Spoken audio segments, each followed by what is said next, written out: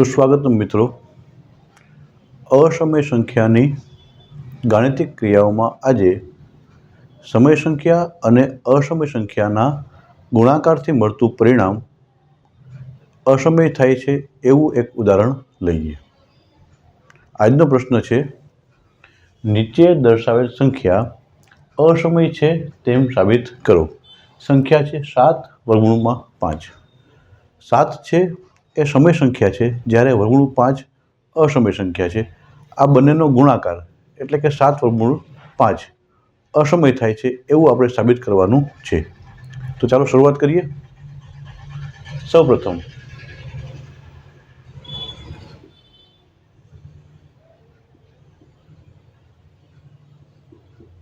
શક્ય હોય તો આથી ઉલટું ધારો કે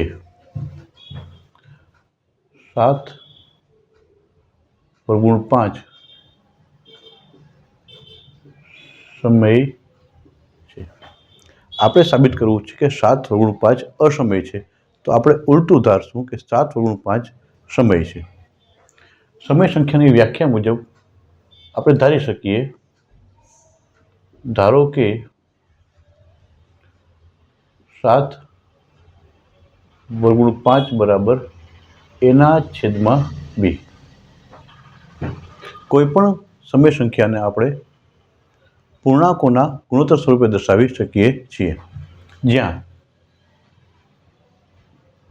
a અને b પરસ્પર અવિભાજ્ય પૂર્ણાંકો છે. હવે 7 અને 5 વચ્ચે ગુણાકાર હોવાથી 7 છે બીજી બાજુ ભાગાકારમાં જશે, બીની સાથે ગુણાકાર કરશે, માટે લખી શકીએ આપણે √5 બરાબર 7 અંશમાં છે જશે છેદમાં a/7b. હવે બરાબરની જમણી બાજુ 3 પૂર્ણાંકો છે, a, b અને 7. આ ત્રણ પૂર્ણાંકો હોવાથી બરાબરની જમણી બાજુ જે પદ છે એ સમય થશે. લખીએ આપણે હવે a, b અને 7 પૂર્ણાંકો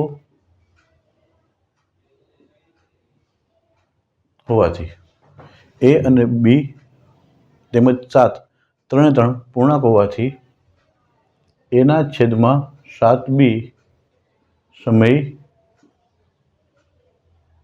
છે. તો લખી શકીએ માટે a/7b બરાબર √5 પણ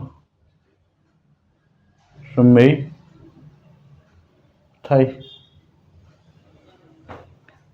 પરંતુ આપણે પ્રમેય 1.3 જોઈ ગયા કે અવિભાજ્ય સંખ્યાનું વર્ગમૂળ અસમય થાય છે. અહીં √5 છે, 5 અવિભાજ્ય હોવાથી √5 અસમય થાય. લખીએ પરંતુ 5 અવિભાજ્ય હોવાથી √5 અસમય છે. જો કારણ લખવું લખી શકીએ, કારણમાં પ્રમેય 1.3. હવે આપણે કહીએ છીએ √5 અસમય છે, જ્યારે અહીંયા લખીએ છીએ √5 સમય થાય છે. તો માટે આપણી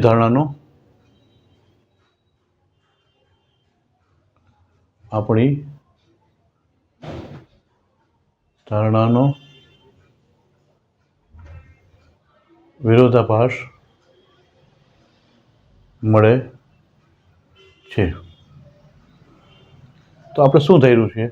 આપણે ધાર્યું છે કે 7/5 સમય છે, તો માટે 7/5 સમય હોવાની આપણી ધારણા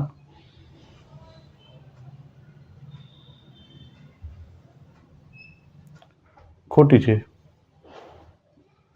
હવે 7/5 જો સમય ન હોય તો લખી શકીએ, માટે 7/5 અસમય છે.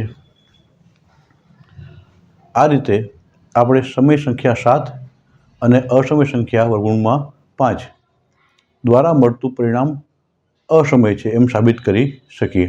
આભાર.